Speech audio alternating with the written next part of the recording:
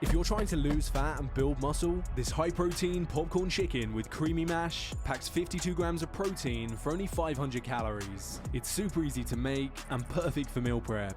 Dice your chicken breast into cubes, then add these seasonings, 1 egg, and mix it up well with your hands till fully coated. Now in a bowl, add plain flour, the KFC secret seasonings, mix that up, then dunk your chicken breast in the flour mixture and roll it around till fully coated.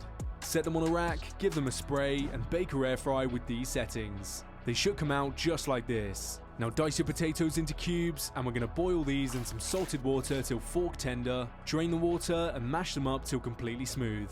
Then add light creme fraiche, fat-free milk, and salt to taste. Mix that all in till smooth and creamy, then we're going to box it up into 4 equal servings with your crispy popcorn chicken, some grilled corn and gravy, and you're ready to enjoy.